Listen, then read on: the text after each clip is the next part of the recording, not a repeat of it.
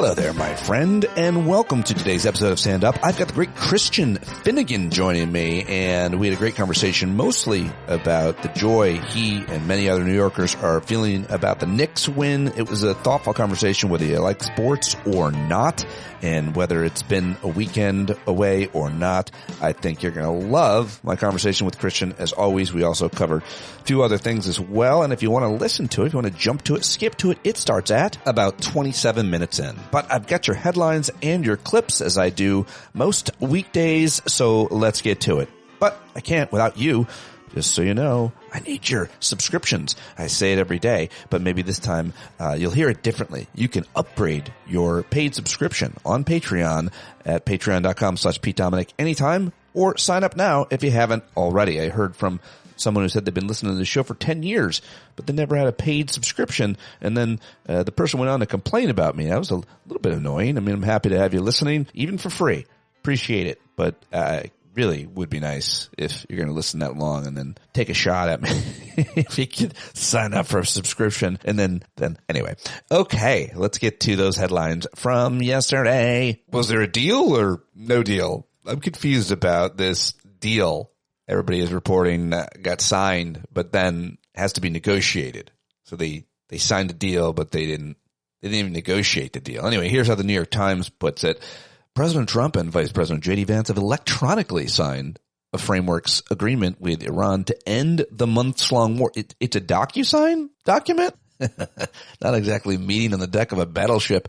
The reaction has been cautiously optimistic. World leaders welcomed the deal. Oil prices fell. Fighting in Lebanon appeared to ease, and Iranians expressed hope that a final peace agreement would come soon. But as of this evening, this is last night, New York Times, however, the agreement's specific terms have not been released, and the two sides have made conflicting statements about what it contains. What is clear is that the initial phase is focusing on ending military attacks and fully reopening the Strait of Hormuz. That could offer relief for soaring gas prices, but experts said it could take months for prices to recover. However, the deal leaves some of Trump's core objectives for the war, including abolishing Iran's nuclear ambitions and toppling its theocratic leadership, unmet. But J.D. Vance and other U.S. officials plan to take part in an in-person signing of the agreement in Geneva on Friday. So next comes the hard part, the 60-day period of negotiations.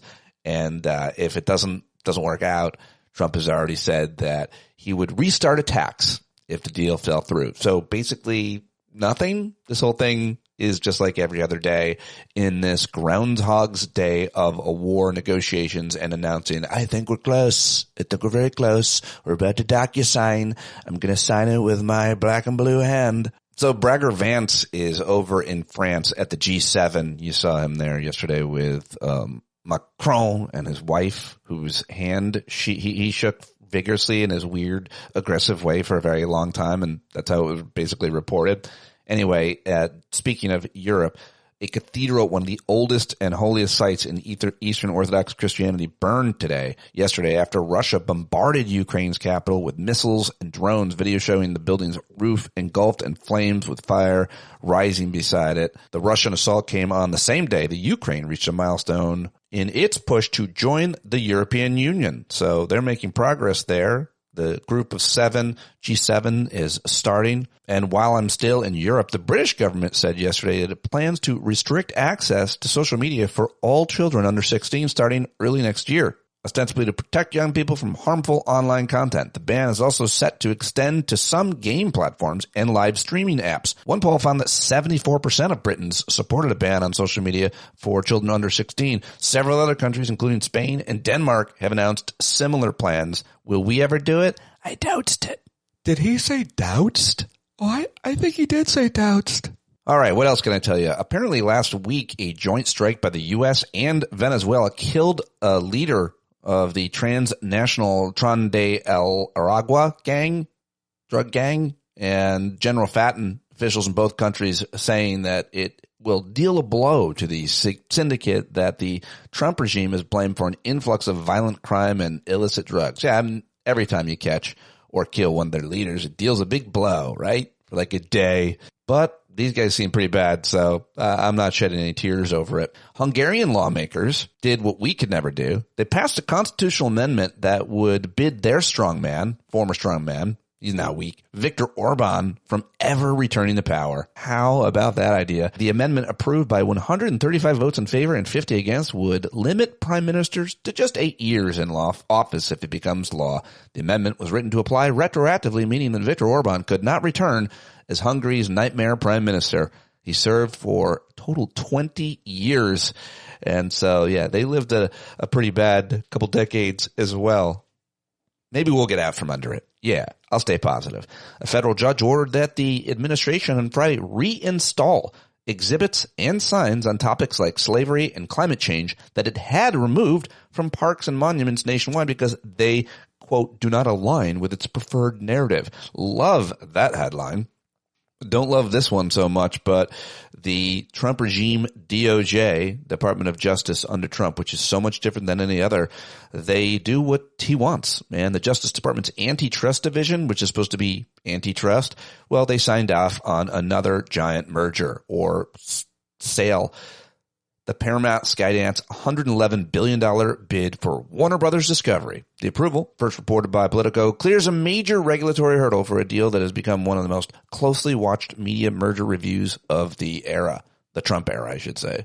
And Utah is suffering from a relentless measles outbreak that's been spreading for nearly a year, putting the U.S. on a path to losing the measles elimination status it has earned more than 2 decades ago. Make America health again or lose your status as being a country that eliminated a terrible disease. Feeling the nearly 12-month outbreak, more parents opting not to vaccinate their children for school. Infections hitting communities statewide and lenient public health policies on quarantining exposed students. Also a horrific crash. B-52 bomber crashed at an Air Force base in California late yesterday. Apparently 8 crew members are dead. This is at California's Edwards Air Force Base. Crashed shortly after takeoff, and so did that plane the other day of skydivers over the weekend. Killed 11 passengers and a pilot. And so terrible, both those stories, obviously. But remember, these weren't commercial flights, which is what you fly on, and like 10,000 flights take off and land a day safely. So buy that ticket. That will now probably be more expensive than ever because of the cost of fuel, but still get it and go somewhere. Have fun. And finally, the reflecting pool is green again because of algae, because they painted it and it got hotter. You can't make it up. You can't make it up. All right, those are your headlines. Let's get to my clip show for you today. Let's start with the comedy. I like to start and end with comedy. Let's start with Seth Meyers, and we'll end with Little Kimmel. The New York Knicks on Saturday defeated the San Antonio Spurs to win their first NBA championship in 53 years. People celebrated in the streets, singing and dancing till the wee hours, but the real old-school Knicks fans are still worried there might be a Game 6. President Trump congratulated the New York Knicks on winning the NBA Finals in a post yesterday on Truth Social and said, quote, "What a year it has been, but even more so, what incredible playoff wins we have all witnessed." Oh, we didn't all witness them. Trump's the only person who still thinks it was Knicks in 4. President Trump yesterday celebrated his 80th birthday, and his hand turned 100.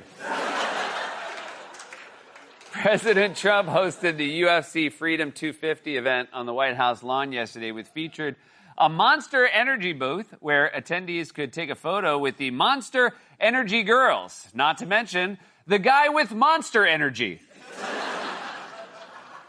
President Trump announced last night in a post on Truth Social that the U.S. has completed a deal with Iran to open the Strait of Hormuz and added, quote, "Many presidents have tried to make peace with Iran and all have failed before me." To be fair, he does have the distinct advantage of being the only president to start a war with Iran in the first place. President Trump announced in a post on Truth Social today that he will host a rally on the 4th of July at the Lincoln Memorial and said it will end with the, quote, "largest fireworks show in history," which has completely tanked his poll numbers with dogs. During an Oval Office event last week to legalize commercial fishing in protected areas, President Trump asked why Democratic lawmakers previously imposed environmental restrictions and added, quote, "not enough fish? What's going on?" Yeah, That's what's going on. You didn't ask before you signed it? I feel like we could get him out of office tonight if someone just put a resignation letter in front of him. What's this for? Oh, crap. Oh, great. You got me fair and square. That's right. President Trump signed an executive order to roll back environmental restrictions on commercial fishing, which explains the new restaurant chain, Gray Lobster. During the same event, President Trump asked a scallop fisherman, quote, how do they taste when they're dead? I don't know, better? I think Trump believes his approval rating is high because every time he asks someone a question, they just smile and nod. Customs officials in Ohio recently seized more than 100 pieces of fake designer goods, including 44 Rolex watches. Authorities suspected they were fake when they were in Ohio.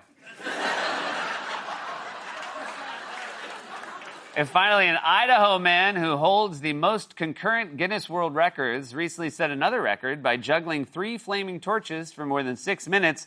The record is expected to stand until any juggler finds out about it. All right. Very funny, as always, from Seth Meyers last night. Also, Jon Stewart was hosting a Daily Show. I don't have clips of it, but I'm going to watch it after I share this with you. Wanted to jump to Keith Boykin, who does a very deep dive and gives a thoughtful and detailed explanation of the history around insulting black folks.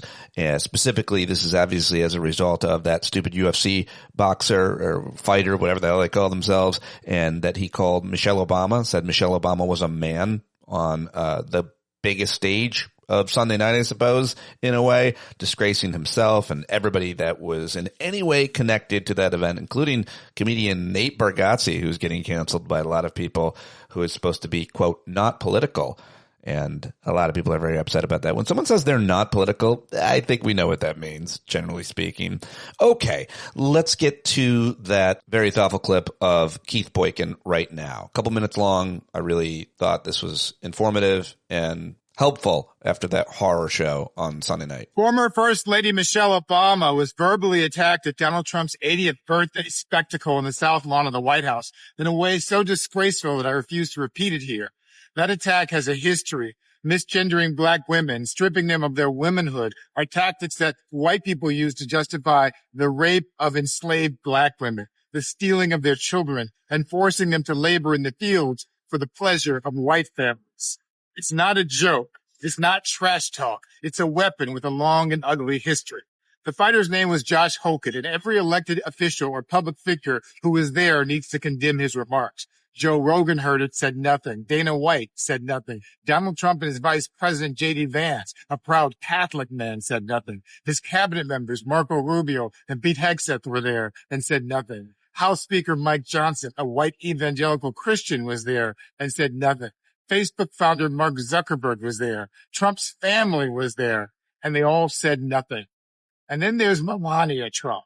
All throughout antebellum American history, the plantation mistresses were just as guilty as their racist husbands. Melania Trump is the plantation mistress of the modern era. She sat right next to her husband while a former first lady was attacked on the grounds of the People's House and said nothing. Michelle Obama served this country with grace and dignity for 8 years, and they can't stand it. 10 years ago this summer, she stood at a podium and told the world that she woke up every morning in a house that was built by slaves. MAGA called it divisive. Fact checkers called it accurate. Now on those same grounds, they're trying to put her back in her place. Anyone who is a part of this spectacle who won't condemn this attack on America's most admired woman is not just complicit, they're guilty. And we're coming for them too.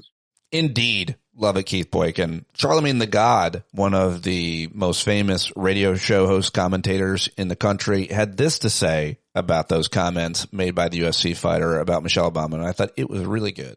When you bring the Obamas up, is remind people of what is currently missing from the White House. Okay, see, the Obamas set a standard for decency and class and poise and intelligence in the White House. Okay, that no longer exists now. All right, you didn't have to agree with the Obamas politically to recognize that they were a masterclass in dignity. All right, truly grace under fire. Now that bar is in hell. Okay, Satan and his demons use that bar to limbo. They got that bar down there and they cha-cha sliding to it. You hear me? How low can they go? Can they go down low all the way to the floor? How low can they go?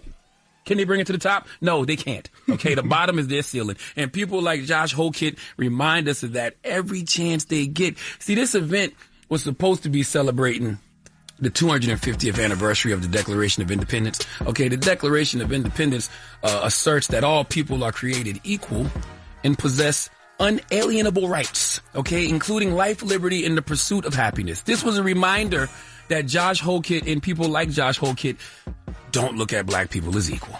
Okay, it's really that simple. This was his way of marginalizing the First Lady and trying to remind us all they don't see us as equals. And life, liberty, and the pursuit of happiness is for them, not us. Okay, this country has been trying to dehumanize black people forever. Every few years, somebody comes and dusts off the same tired playbook and introduces it to a new generation. But my brothers and sisters, don't let ignorance dehumanize us, okay? Since some of us came to this country, they have been trying to question our humanity, our intelligence, our beauty, and I guess now, even our gender.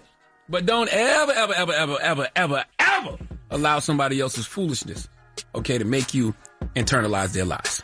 Okay? Never let anybody else's foolishness make you internalize their lies. Okay? Never let anybody else's prejudice become your self-image. All right? Black people have survived way too much to let conspiracy theories and stereotypes define us. Okay? Their dehumanization is their sickness, not our identity. Yes, indeed. I don't know who writes his stuff, but smart. Very smart. And then our friend Wajid Ali was on Piers Morgan's very popular YouTube show. And this whole thing is great. Piers keeps trying to walk him back and take him down a notch with his thoughts on the UFC match. But Waj ain't having it and gets a big laugh from the host at the end, all while these stupid right-wingers were also on the boxes on the screen watching. And I shared this one on Instagram, but here's Waj on Piers Morgan. You know, I know you're enraged about it, obviously. Dumbass Trump fans are applauding a bunch of grifters making millions of this deranged spectacle tonight while they pay for groceries and gas and lose health care. God, you're all such cucks, total gimps. And I was like, come on with free tickets, by the way. It's just a UFC event outside the White House. It looked great. They avoided the bad weather, thankfully. The actual competing was brilliant, as Jack said. Almost unprecedented, actually, that they all ended that way. Why whine about that? There are so many hills that the left can die on going after Trump. There are so many things that, you know, even I would agree with you about a lot of it, right? But Iran being one of them. But the UFC bout at the White House, why all the whining? It's just a bit pathetic. I'm glad Jack said that's what MAGA's all about, because only 16% of Americans actually approved of that. A majority of Americans, including Republicans, were actually, even UFC fans and even Trump fans, were actually disgusted that the White House and our soldiers were used as props for essentially what is a big grift for Donald Trump and his billionaire friends. I want to remind everyone that it cost about $60 million. Donald Trump says, hey, inshallah, UFC will pay for it. But that's what he said about the ballroom. Oh, you know, the ballroom that he destroyed, and now he's claiming he wants $1 billion. Also cost about $12 million for security. Also, we had the honor guard being used as props, and they had to salute the fighters who came out of the Oval Office. And now the only thing that people are talking about is one of the fighters, who, by the way, vomited on himself 2 days ago, said that Michelle Obama is a man, and everyone laughed. So, yeah, if you want to celebrate grifters, if you want to celebrate crypto, go ahead. The only bit it's of only that, 16% of Americans. The only bit of that I agree with was the disgusting comment about Michelle Obama. And I thought that was incredibly offensive and shouldn't have happened. But the rest of it, including the ballroom, by the way, if he wants to upgrade the ballroom, so what? If there's a bigger ballroom that is safer and better protected than we saw, for example, at the White House Correspondents' Dinner, then good. Why get so het up about something so insignificant in the general scheme of things? Anyway, I won't ask you. Tell the majority of Americans, Piers. Tell the majority. You'll sound very het up. No, tell the majority of Americans, because Donald Trump promised the people his own base. It won't cost you a dime. it'll cost $100 million. Then it became $200 million. Then it became $300 million. Okay. Then it became $400 million. And now right. it's $1 billion in taxes. And if I may say this, he wasted $14 million in the reflecting pool. Have you seen the reflecting pool? Now algae is growing in it, a beautiful microcosm of Trump. Final thing I'll say is for people who really, really seem to hate gay folks, what I saw yesterday, I saw part of it, that to me looked like the MAGA Pride Parade. Very gay. All right, that was funny. Indeed it was. Well done, Waj. Very good stuff. We go from Waj on Piers Morgan and a whole bunch of clips, 3 clips dealing with the UFC fight. Let's go to Senator Raphael Warnock. He was on The Daily Show last night with Jon Stewart, but I got 2 clips from him from other appearances over the weekend. He was on MS Now where Jonathan Lemire talked about the gutting of voting rights. I'm glad they're still talking about that because it needs to be talked about every day. Here they are. Senator Warnock. The court, Donald Trump started this fire. But with the Calais decision, the Supreme Court poured fuel on the fire. And what is happening is sad, but wholly predictable. This race all across the South to literally diminish the voices of its black citizens. So this would not take effect until 2028, but obviously we see some changes will by 2026. And let's just talk about, I know you spent time in the book about the fight for voting rights. There's great fear that Republicans are going to try to restrict access to the ballots this very November. In fact, just a short time ago, we played sound from Homeland Security Secretary Markwayne Mullin, point blank, repeatedly refusing to rule out the idea that he might deploy ICE agents to voting booths, to polling places, which many would feel is just simply an act of intimidation. Well, if they were to deploy ICE agents to the polls, it would be unconstitutional. It would be illegal. But that doesn't seem to get in the way of this administration. So I take them very seriously. But I'm thinking about all the things they're doing even before you get there. The efforts that we're witnessing with this awful gerrymandering. The Supreme Court was just deeply intellectually dishonest when they suggested somehow, you can engage in partisanship. You can draw all of these crooked lines in order to diminish the voices of black citizens in the South. Just don't call it racial. Yeah, good stuff, Senator Warnock. Oh, and here's another clip from him savaging his former colleague in the U.S. Senate. J.D. Vance is perhaps the most craven politician in the American landscape. We've seen a lot of folks, do an about face on Donald Trump, but with him it's striking. Here's a man who called Donald Trump America's Hitler. And then he spent a lot of time, a few years later, literally campaigning, not just for a Senate seat, but campaigning to an audience of one to become his running mate. Yeah. And he's just deeply craven. And it's hard to know really what his moral center is and what is he driven by. In some ways, he's scarier than Donald Trump. Well said, Raphael Warnock. All right. Well, there were a lot of good clips yesterday. Those are the ones I've got for you, other than this final comedy clip from Jimmy Kimmel's monologue last night on ABC's Jimmy Kimmel Live. And so good. I love when he makes fun of Trump physically, and I really hope that Jabba the Pizza Hut sees this one. Historians are saying this is the first time in history an American president spent $60 million to publicly fillet himself. So congratulations to him. I would also add that Trump knocked down the east wing of the White House and wants $1 billion because he needs to have a safe place to throw parties. Meanwhile, no problem throwing a giant 80th birthday cage match on the front lawn of the White House. UFC Freedom 250 had all the refinement and prestige as a Hooters at the Vatican. They used every room of the White House for this event. They had fighters warming up in the diplomatic reception room.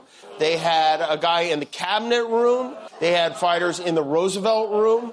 They had a guy in the Oval Office alongside Trump's wacko wall of fame that he put up. And finally, they had an event right out there on the Truman balcony where, listen to this very closely here, because you're going to hear a sound that had not been uttered before. What a night. Like a mini January 6th.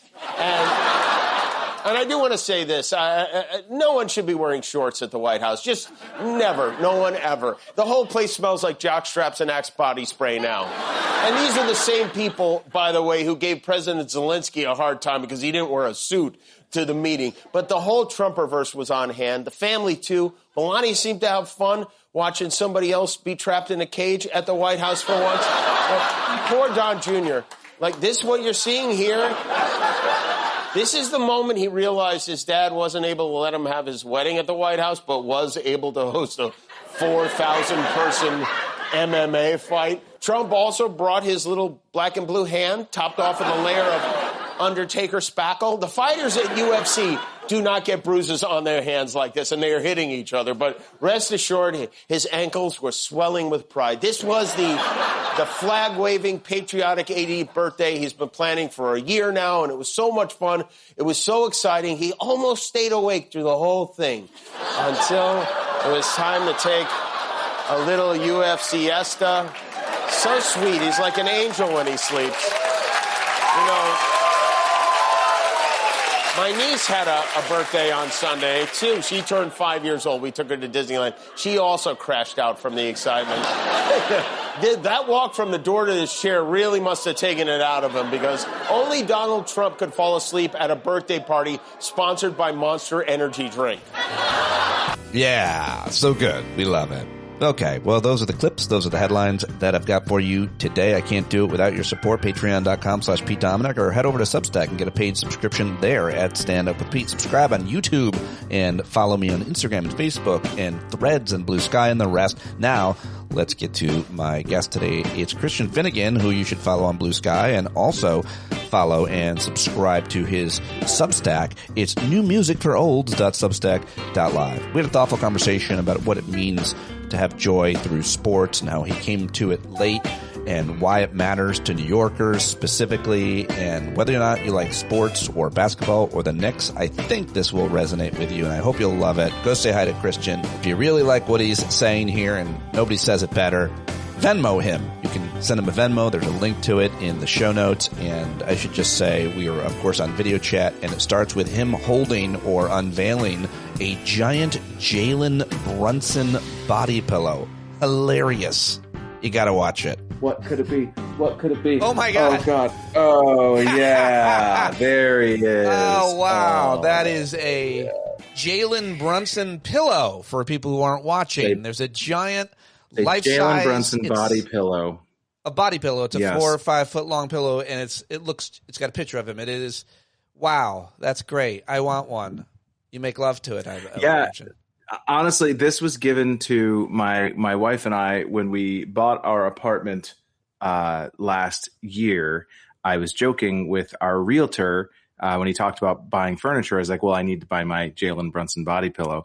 And I forgot. So cool. And then a couple months later, when everything was all said and done, and we got the keys and we walked in, and it was sitting here in our empty apartment. So it is and this was back in September. So this is before even this season started. So I kind of feel like maybe I have done this. Yes. Everybody feels like maybe. See, that's the thing. Everybody feels like they had some participation in this long-awaited basketball championship. And I want to get deep with you here. And I know that normally, we talk about important issues here that affect all of us, but this is not so much about the Knicks or NBA basketball as much as it is about New York and about joy. At least that's where I want to take it, because I suppose we might be talking about this if we both grew up in San Antonio and they had won or something. But I really want to dig deep into why this is so special for New York and how much of it was as a result of Mayor Mamdani. I mean, don't you think he was the sixth man? Yeah, I mean, there's so many different angles you can take on this. And for people who are wondering, why does anyone care? This is just, it's sports ball. If you're the kind of person who says sports ball, which stop, by the way. And I get it. There's so many different narratives at play here. And on a sort of non-personal level, just on the world level, this is it's the biggest franchise in the biggest city in the country. And they call New York the Mecca of basketball. And Kenny Smith, who's one of the dudes on Inside the NBA, was talking about why it's called the Mecca of basketball is because in New York, basketball is really the only sport there is, like of the major sports, because of the density of New York City. And so you can't have football fields. There aren't hockey rinks. There aren't. I mean, there are baseball diamonds, but they're T-ball small size. Soccer fields, small courts, pickleballs. But you can have basketball courts on every fifth block, and that is why New York City and basketball have been so inextricably linked over the years. And it's been 53 years, and I think that for a long time, being a Knicks fan, has not been easy, because the thing you need to understand about the Knicks, if you're at all a sports fan, is the Knicks have never been allowed to suck quietly.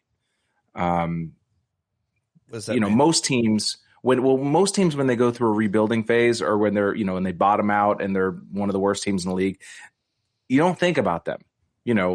Again, for basketball fans, like you didn't have to think about the Golden State.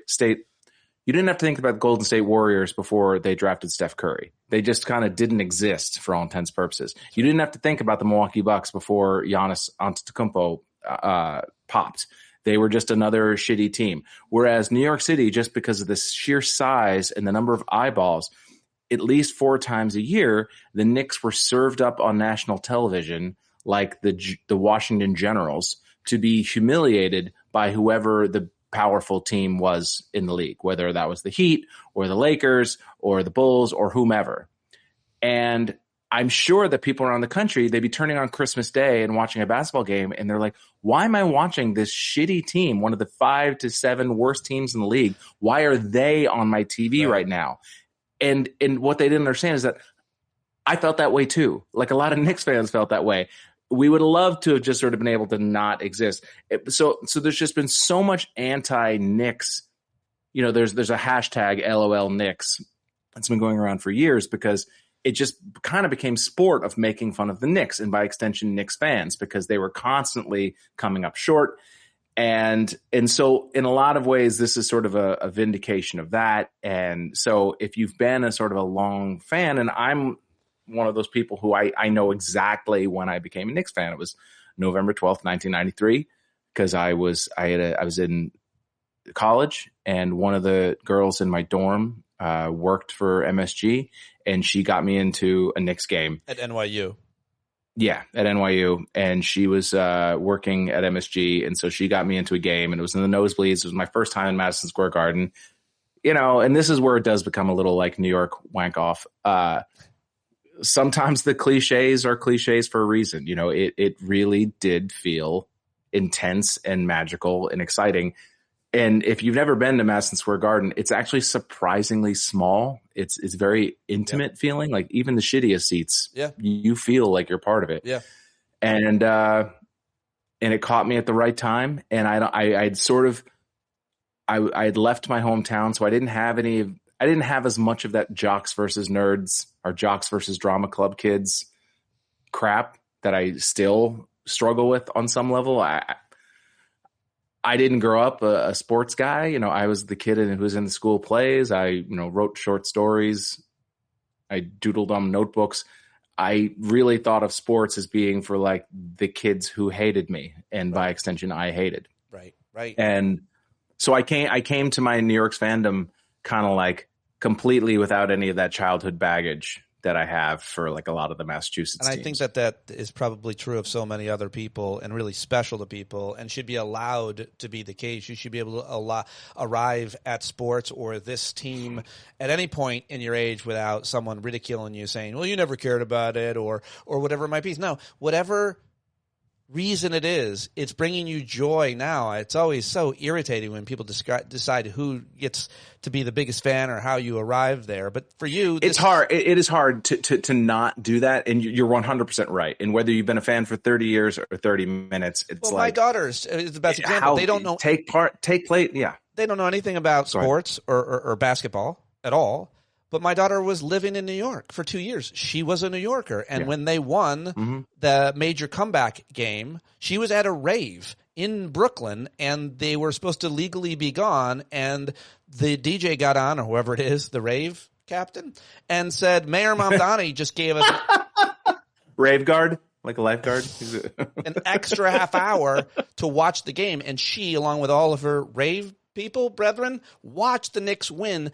For that reason, she became a Knicks fan. And she was in France. How can you not? She's in France when they won the other night in Paris, and she made a video and posted it on Instagram of her dancing around New York. The French, she said, did not care for her behavior, but the point is the point. She became a Knicks fan because of that experience, but also because of New York. So say a little bit about kind of the multiculturalism, and not just the obvious ethnic multiculturalism, but the spectrum of people that care or don't care about specific sports, and why it seems like everybody in New York was rooting for a sport they didn't think too much about and a team they didn't think too much about.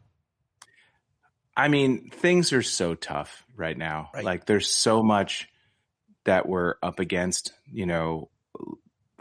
not just Trump, but just the existence of a shared reality with a lot of our countrymen, Mm-hmm. And I think that has been, that's one of the reasons that that's one of the reasons that sports can be that, I don't want to say safe space, but it can be that place where at least there is a shared reality, because you can create narratives about why your team is better or not. But at the end of the day, one team wins and one team loses. And, we all kind of agree for the most part that these rules exist. Whereas, in our political life and our social life, one of the things we're up against the most right now is that one side of the pendulum has realized that, like, oh, we can just lie.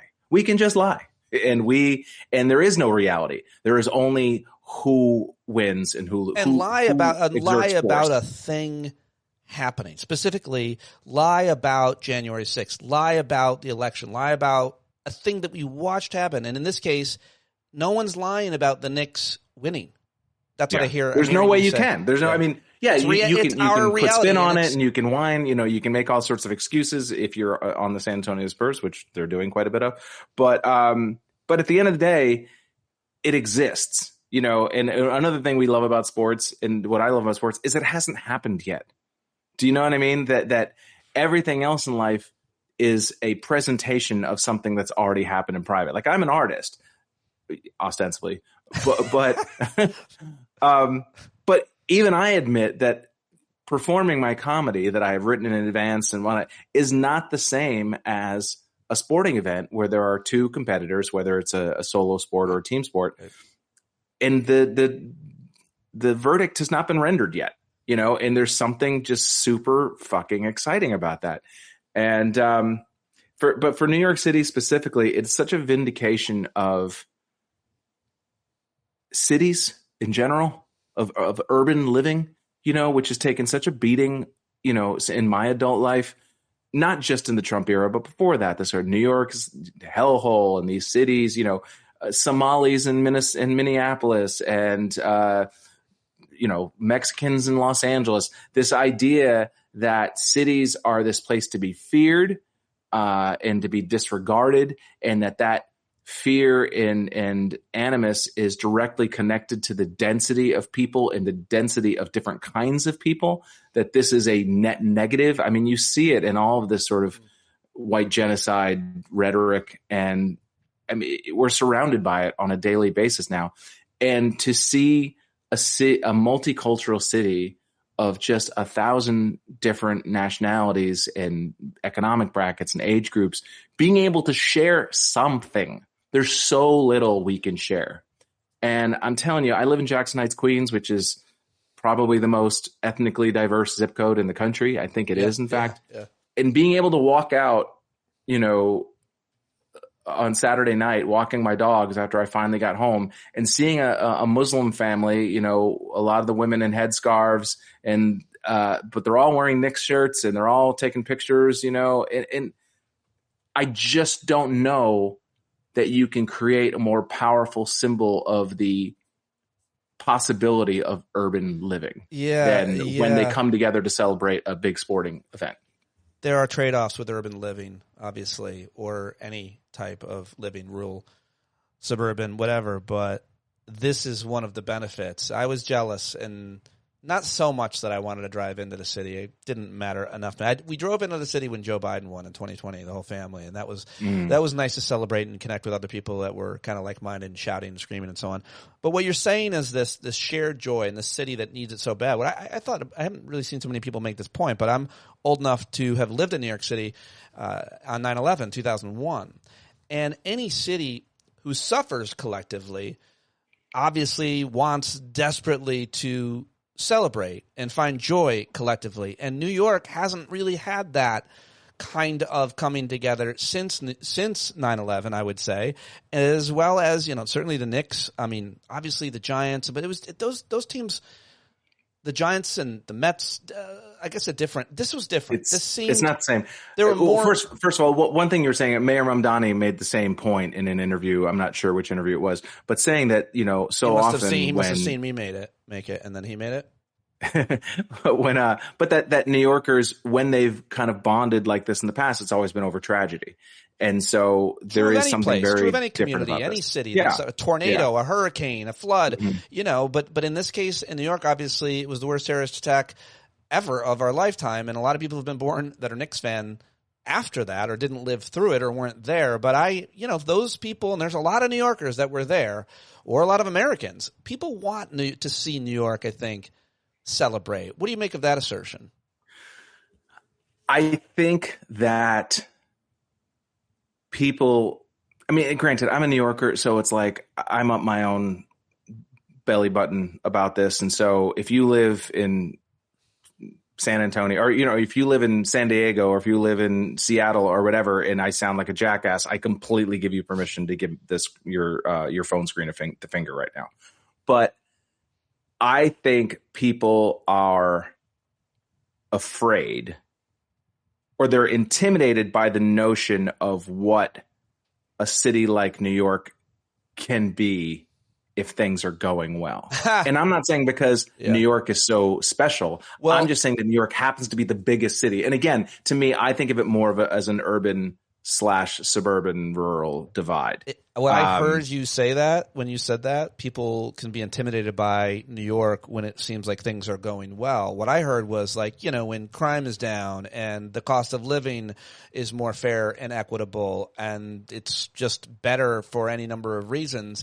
And in this case, one might argue the reasons why they're getting better is the leadership of New York City that has been demonized and demagogued from him being a Muslim to being a democratic socialist. And then when those policies are working, and when those teams are winning, and when, frankly, crime is way down and other things, that's what I heard you intimating when you talked about people being intimidated by New York's arrogance or winning or there are thousands, hundreds of thousands of 10-year-olds around the country right now who on some level don't know it yet, but they have decided to move to New York City when they get older. do you know what I mean? That it's like, because when you see those infrared images of the United States, and you just see that the heat signature of New York City, and it's just so massive, compared to the rest of the country.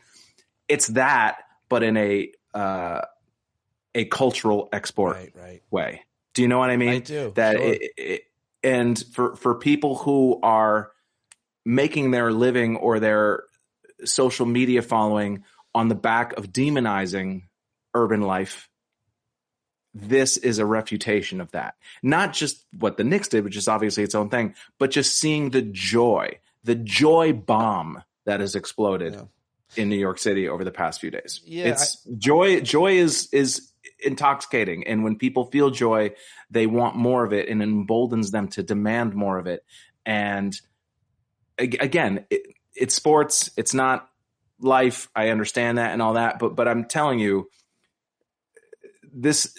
a New York that is unified and happy and joyful is more dangerous. And I'm saying, not just saying New York City, urban centers in general around this country being energized and proud of themselves and not constantly apologizing for their existence are a bulwark against some of the blandifying, hegemonic, white, sort of patriarchy. And again, it sounds dumb to say sports are against patriarchy, because obviously these are all dudes we're talking about, but against that sort of monolithic Pete Hegseth UFC in front of the White House bullshit that's happening.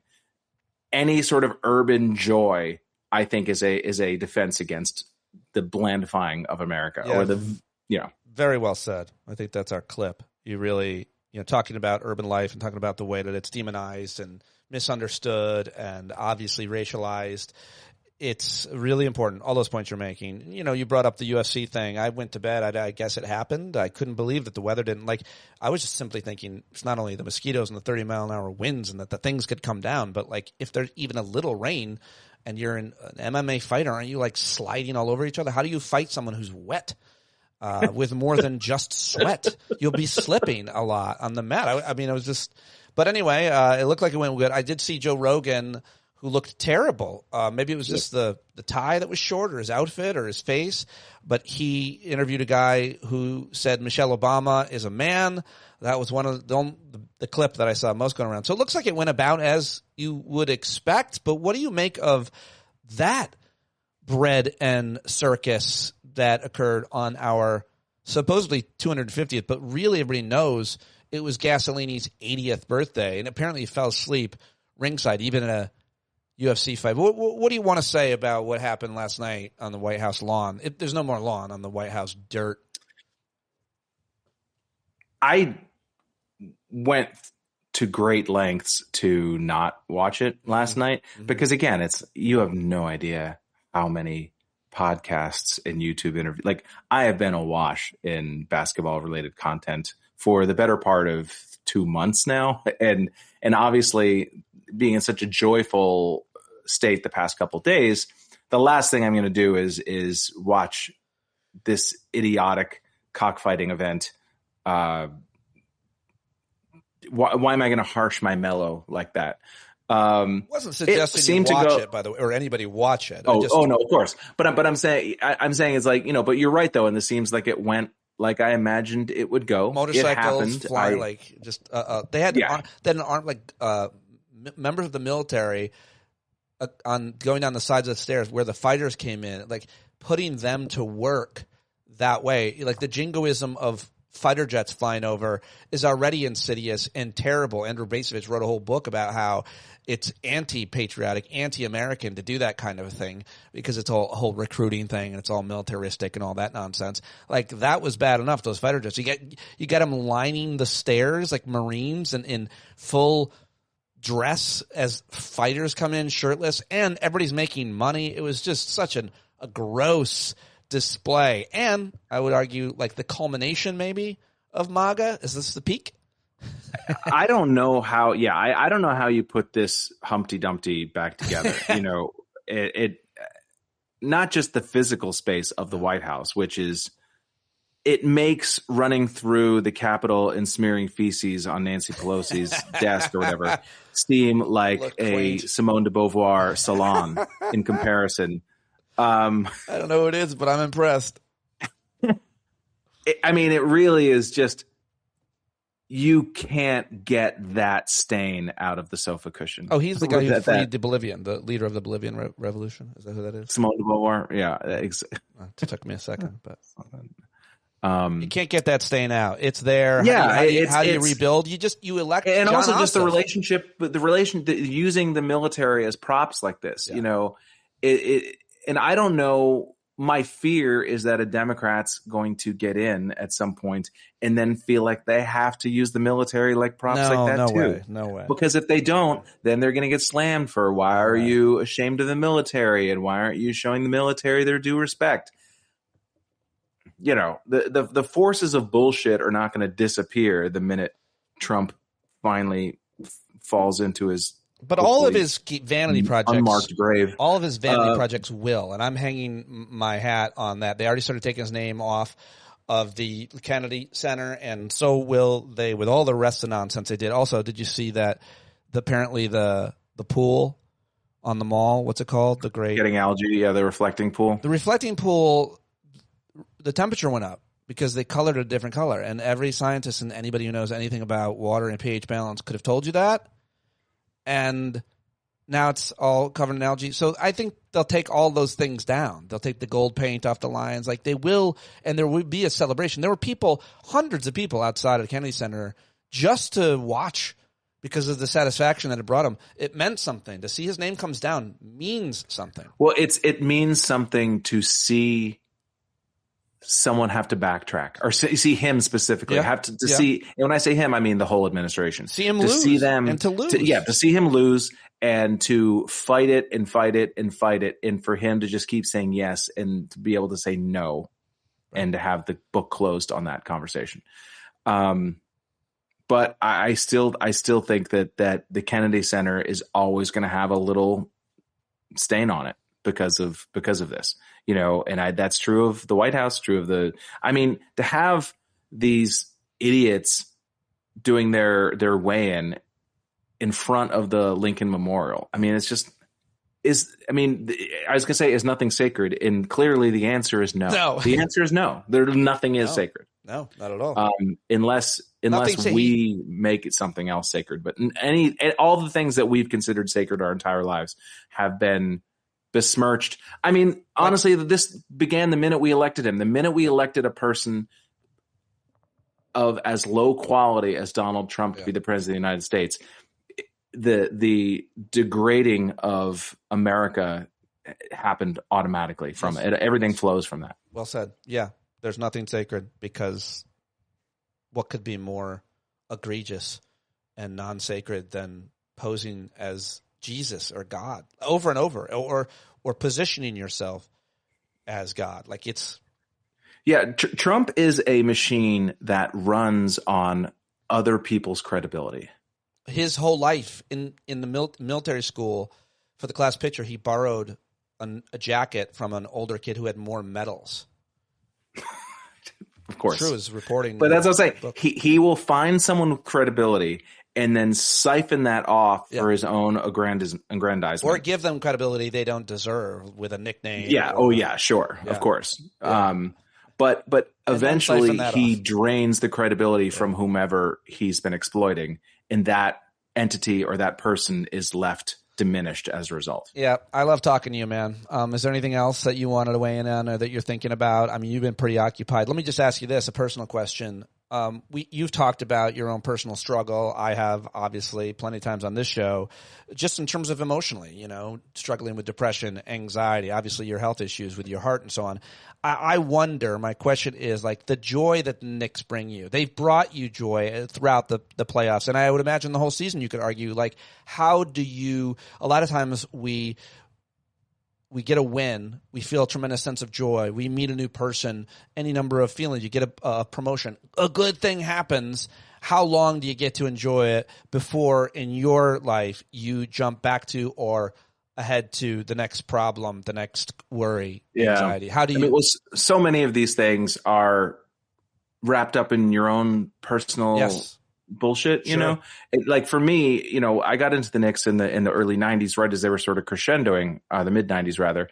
And I was a fan through the 90s. All, people who are fans of basketball, they know Larry Johnson's 4-point play and Allen Houston's shot against the Heat and all those things. But around 2000 is when they went in through a period of 20 years of just pure suckitude.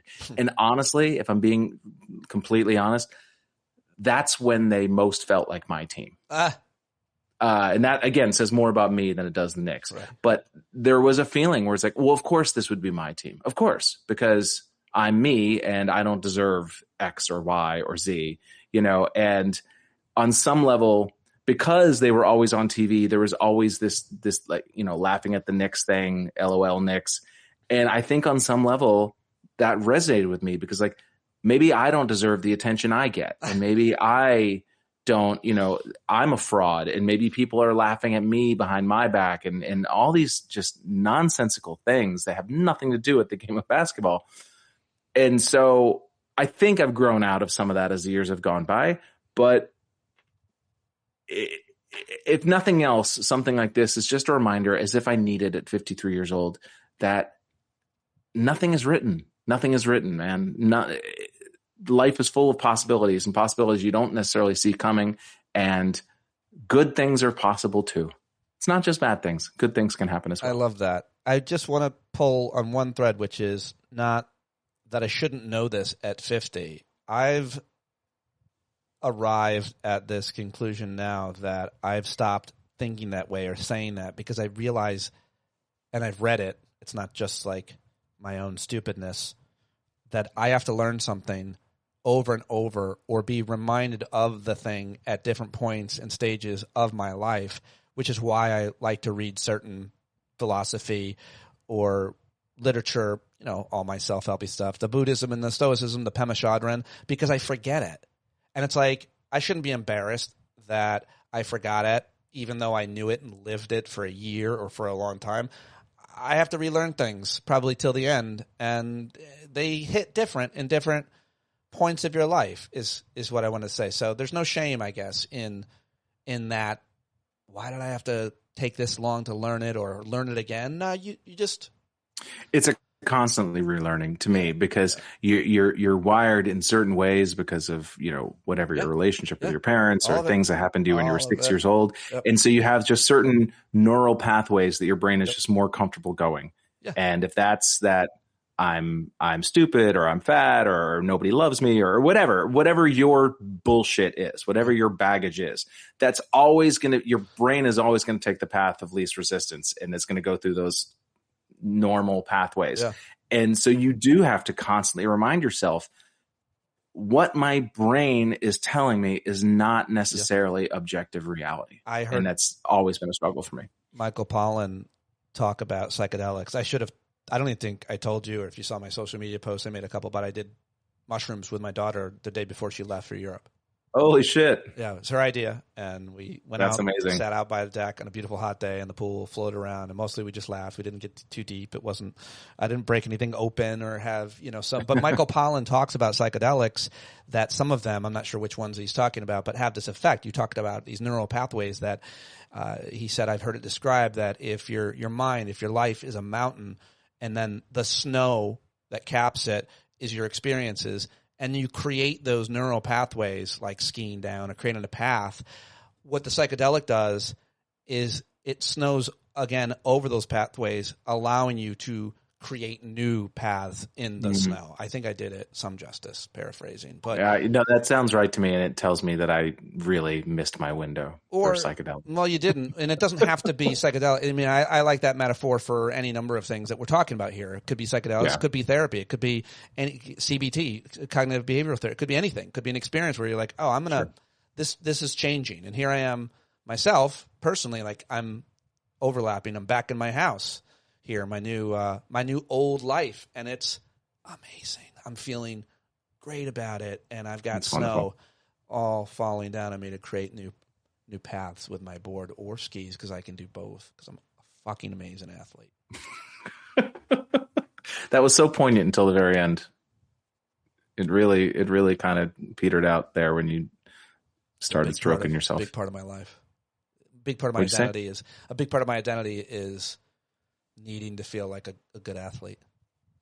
I get that. I totally understand that. I understand that, you know, having a physical mastery of something or performing well. And I mean, I get it. I mean, I ran a half marathon and it was great. And I wish I had that feeling again. It's never going to happen again, but I wish it was a great feeling. The great thing about being a great skier or snowboarder is if you need that because you're empty somehow, feedback or adulation, you just ski, and you can still be good at my age and much older. You go under the chairlift for an audience. Oh, and they're like, I see that. Yeah. Now the whiter my beard gets, you know, the more impressive it is. I think I told you I was running a couple weeks ago. Well, it was a while ago now. And an older man, older than me, was walking towards me, and he saw me and he clapped. Oh, that was the first time.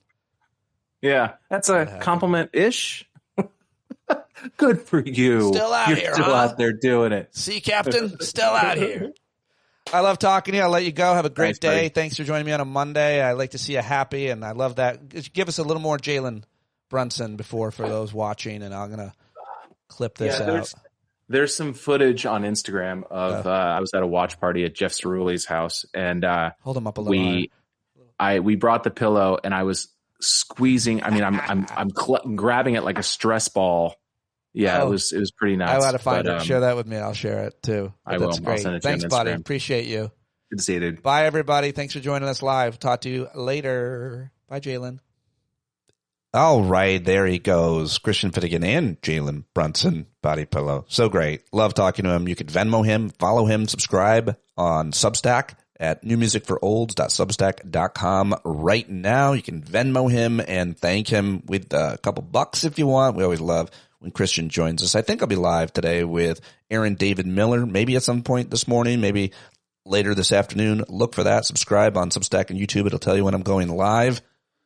Although apparently there's some problem with the video playing live on Substack. At least one person told me. If you're over there, let me know what you hear and see. That is all I have. I look forward to talking to you tomorrow. I hope that you're doing okay and hanging in there. I'm so grateful that you're on this journey with me, and I will hopefully see you on Thursday night at our weekly hangout. May you be safe and protected from harm. May you be happy in the midst of how things are. May you be healthy, strong, and whole. May you live with ease of well-being. Sharon Salzberg, one of my meditation teachers. I've learned a lot from her. Buddhist practice of loving kindness meditation. I encourage you to check her out. Bye-bye. John Carroll, taking us out as always. When the tyrants taunt you and the sirens teach you, better stand up. Stand up. Let the brave meet the challenge. Let the weak flee. Boy, you better stand up. Stand up. When you're tired of begging, saying pretty please, that's the time you gotta finally get up off of your knees. When you can't see the forest for the burning trees, you got to stand up. Hey, you've been sitting so long, you got the creaky knees, you got to stand up. Stand up. I think you're driving wheels with leaking grease. Boy, you better stand up. Stand up. Well, there's a whole lot more of us who know what's right. They'll keep right on ignoring us if we keep sitting tight. You got to open up the window to let in some light. You got to stand up. That's right. You got to rise up. You got to stand up. You got to stare the devil straight in the eye. You got to let him know it's his turn to go. See it clear and all you hear is a lie. Don't get up off of your butt, get down off of your fence. Even if it ain't a very friendly audience, well, they'll begin to listen when you start making sense. And you stand up. Stand up. No need to point your rifle to defend your town. Just stand up. Stand up. You know they can't deny you what you're laying down. Boy, you better stand up. Stand up. Show your face of every color, yellow, black, red, and brown. She's the place where every lost child will finally be found. There's only one thing to do before we stand our ground, and that's stand up. Stand up. Well, the founding fathers saw a land for all. They had to stand up. They had to stand up. They had a keen imagination for a crystal ball, drawing all the plans of stand up. But all they had to go on was the time they were in, with other causes for loss, and since they weren't even sin, they knew that change was gonna come before the change could begin. They had to stand up. All right, they had to stand up. We got to stand up. We got to look the devil square in the eye. We got to let him know it's his time to go, and make it clear when all we hear is a lie. Why you lying awake wondering where the money all went? It'll be the cost of freedom that'll go unspent. You can see him flee the scene of that experiment if you stand up. All right. We got to speak up, we got to reach up, and raise your voice in every way you know how. Don't be toes up, you got to show up. Ain't no better time to do it but now. No need to pledge allegiance to no wanton tribe. Rise up, show obedience to the voice inside, and listen well and it'll tell you not to run and hide. It says